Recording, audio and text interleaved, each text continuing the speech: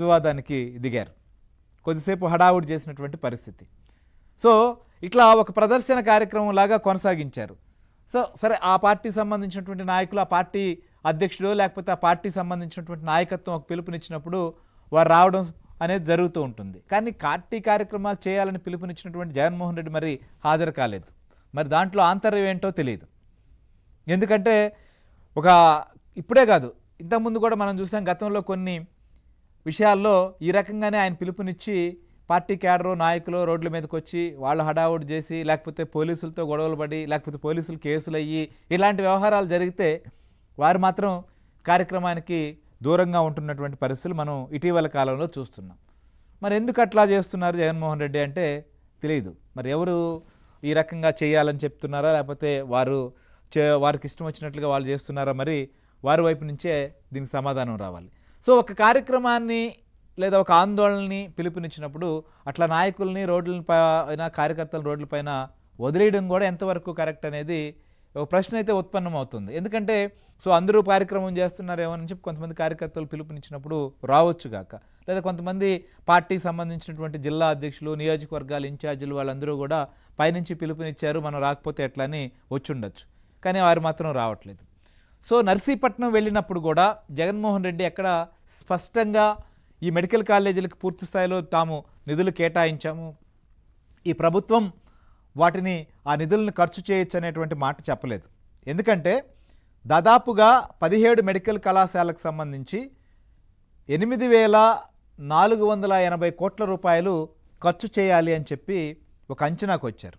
అయితే 1,451 కోట్ల రూపాయలు ఖర్చు చేస్తే ఇది కూడా మెజారిటీ కేంద్ర ప్రభుత్వం ఇచ్చినటువంటి సొమ్ము అనేది ప్రభుత్వం ఈ లెక్కలు బయటపెట్టింది. తెలుగుదేశం పార్టీకి సంబంధించినటువంటి నాయకులు ఈ లెక్కలు కూడా బయటపెట్టారు. దీనికి ఏం సమాధానం చెప్తారు అని చెప్పి. ఎందుకంటే ఈ ప్రభుత్వం మెడికల్ కాలేజీలు కంప్లీట్ అయ్యి, ఆ కాలేజీల నిర్మాణం జరిగి, ఆ కాలేజీలకు అనుబంధంగా హాస్పిటల్స్ కూడా జరుగుతుంటే వాటిని ప్రైవేట్ పరం చేస్తున్నారన్న రీతిలో వీళ్ళు ఆందోళన చేస్తున్నారు. ఒకవేళ అదే నిజమైతే రాష్ట్ర ప్రభుత్వం 17 మెడికల్ కాలేజీలకి ఖర్చు చేస్తామన్నటువంటి సొమ్ము ఎంత? 8,480 కోట్లు కాదా, అవునా? ఒకవేళ అలా అయినప్పుడు 1,451 కోట్లే ఎలా ఖర్చు చేశారు? ఆ సొమ్ముతోనే కంప్లీట్ అయిందా?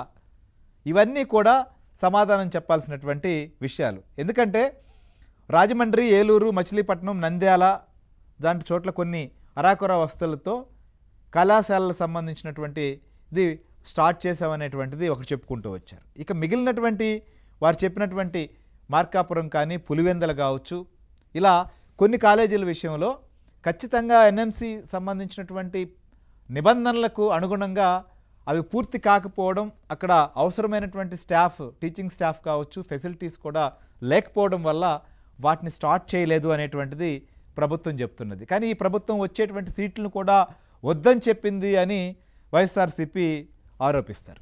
సో ఆరోపించేదానికి వాస్తవాలకి చాలా వ్యత్యాసం ఉంటుంది. నిజంగా 17 మెడికల్ కాలేజీలు పూర్తయ్యి ఇప్పుడు ప్రభుత్వం ప్రైవేటు వాళ్ళకి ఇస్తుండేస్తే దాని మీద వీరు నిజంగా చెప్పచ్చు. ఒకవేళ అదే కాదు, మెడికల్ కాలేజీలకు సంబంధించినటువంటి విషయంలో కోర్టుకు కూడా వెళ్ళారు.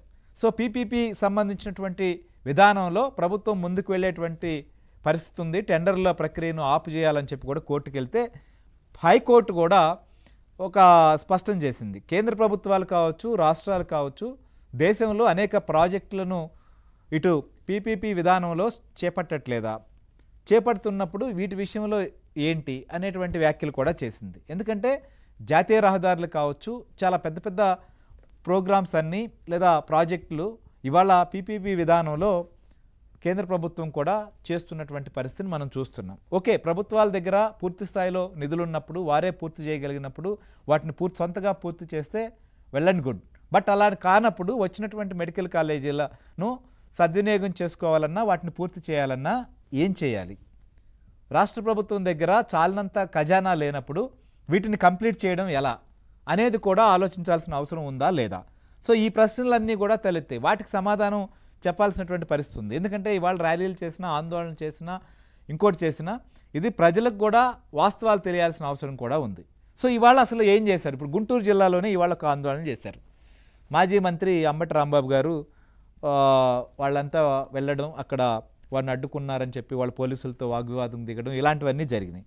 కానీ ఇదే ఉమ్మడి గుంటూరు జిల్లాలో కూడా మెడికల్ కాలేజీకి మంజూరైతే అక్కడ జరిగిందేంటి అనేది కూడా ఈ సంఘటన కావచ్చు, మెడికల్ కాలేజీని ప్రత్యక్షంగా చూసినటువంటి మా ప్రతినిధి సాంబశివరావు కూడా మనతో పాటు లైవ్లో ఉన్నారు. వారితో డిస్కస్ చేద్దాం. Good evening Sambasivarao.